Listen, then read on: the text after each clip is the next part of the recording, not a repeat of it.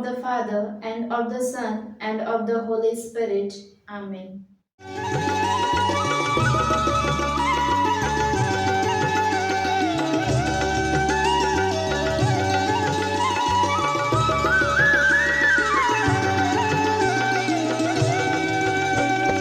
हे पवित्र आत्मा आजा तू,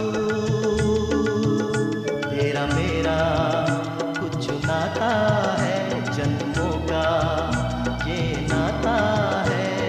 हे पवित्र आत्मा आजा तू, तेरा मेरा कुछ नाता है जन्मों का, ये नाता है। हे पवित्र आत्मा आजा तू,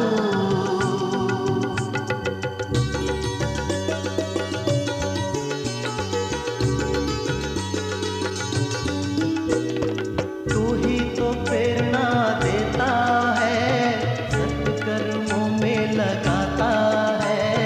तू ही तो प्रेरणा देता है, सत्कर्मों में लगाता है।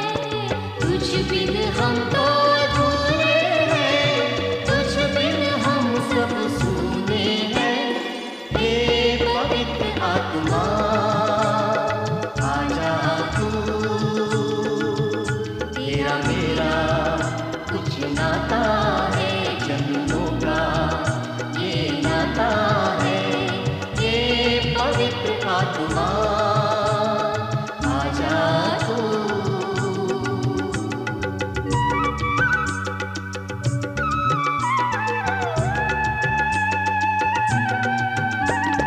निर्बल का बल बन जा तू, निराशा में आशा जगा जा तू।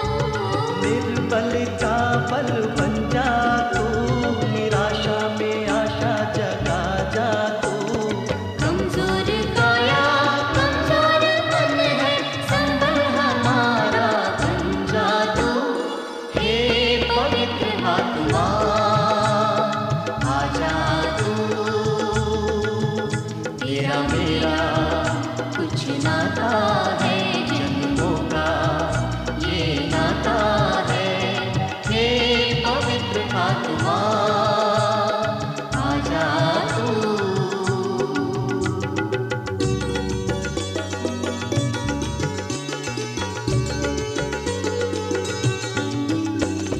दुख की कोई न सीमा यहाँ, चिंताओं के ढेर यहाँ।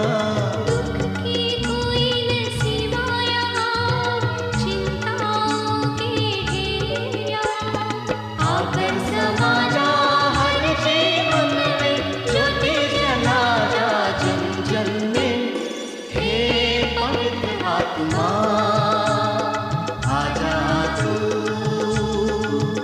तेरा मेरा कुछ नाता है जन्मों का, ये नाता है। हे पवित्र आत्मा आजा तू, आजा तू, आजा तू। आजा तू। Freedom is something that is usually thought about as having the ability to do whatever one wants to do. Of course, that is correct in literal sense, but to me, freedom can mean much more. To me, freedom allows me to be myself in every way possible, and it means that I can choose my own path in life, choose my values and beliefs, and choose what I do with my relatively brief time on earth. What freedom means is depend on where you are, who you are, and how you were brought up. The basis for my idea of freedom comes from how I have lived my life so far. What really is true freedom? God created us in His image and likeness and gave us free will.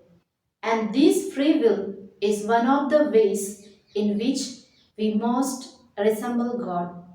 For that reason, God never violates our free will.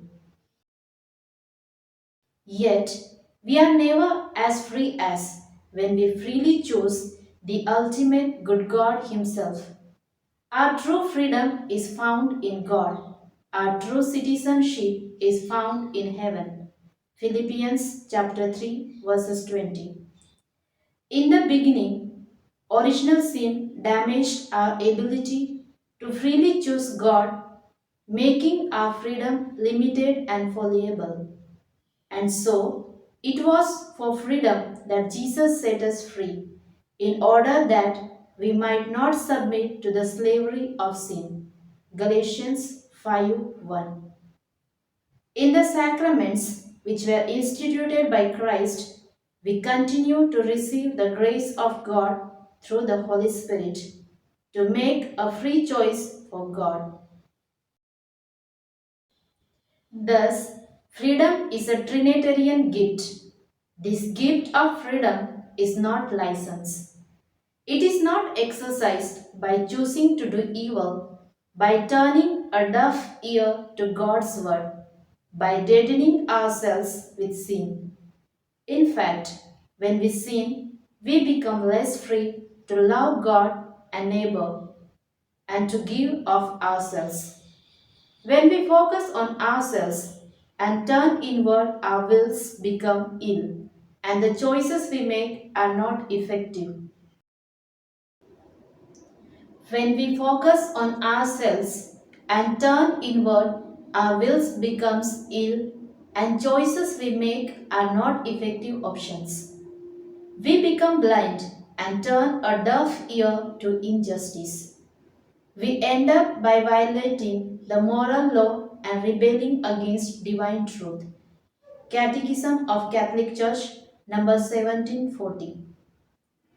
St. Augustine said, if you believe what you like in the Gospels and reject what you don't like, it is not the Gospel you believe, but yourself. And this, likewise, applies to what the Church believes and teaches. If we call ourselves Catholics and pick and choose what Church teachings we will follow and what we will not follow, we deceive ourselves and end up following the unholy trinity of me, myself, and I. It is only when we receive the grace of Christ that our wills are healed, so that our choices are good ones. We cannot do it on our own. God's work in us doesn't lessen or prevent our freedom. It actually makes true freedom possible. The quest for freedom is a theme found throughout the Bible, from Genesis to Revelation. Just 3 chapters into the story of God's creation, humanity gave up its freedom by choosing to rebel against God. From that time forward, the perfect freedom God created in the Garden of Eden was gone, and the long term effects were both physical and spiritual. The Old Testament of the Bible records how God's people lost their physical freedom time and again as various empires overtook them, most notably the Egyptian, as recorded in the book of Exodus. The loss of physical freedom was often tied to spiritual disobedience, like worshipping false gods. But time and again, the one true God forgave his people and rescued them. When God freed the Israelites from slavery in Egypt, he was foreshadowing the arrival of Jesus Christ, who came to free humanity from sin, the spiritual slavery that leads to death. On the day when we celebrate our nation's birth and the liberty we gained in winning independence, it's an idle time to reflect upon what freedom means. To many, freedom means I can do whatever I want, whenever I want. Nothing could be further from the truth. The freedom we celebrate in this nation is a gift, but it is not a freedom that was established by allowing everyone to do whatever they wanted. Rather, true freedom comes from choosing to follow the higher laws of our Creator and receiving the grace granted to us through Christ. Father John Mary have always practiced the inner freedom which led him even to fight for the freedom of the alcoholics from the landowners in the vineyard who were given for their daily wage as wine, which was ruin for the person's life and the whole family at large. August 15th is celebrated as Assumption Day in churches. We Christians believe that Mother of Jesus was free from sin and that death is the fruit of sin. She was sinless, immaculate, and therefore rightfully taken into heaven, and that feast we celebrate on Independence Day. She is already there, where we all must go someday. Mary was human, although to say she was just like me would be an untruth, because she was sinless. But the point here is that Mary was human. God knew her humanity and still took her to heaven, body and soul. Her assumption offers the rest of God's children hope in our own bodily resurrection at the end of our days.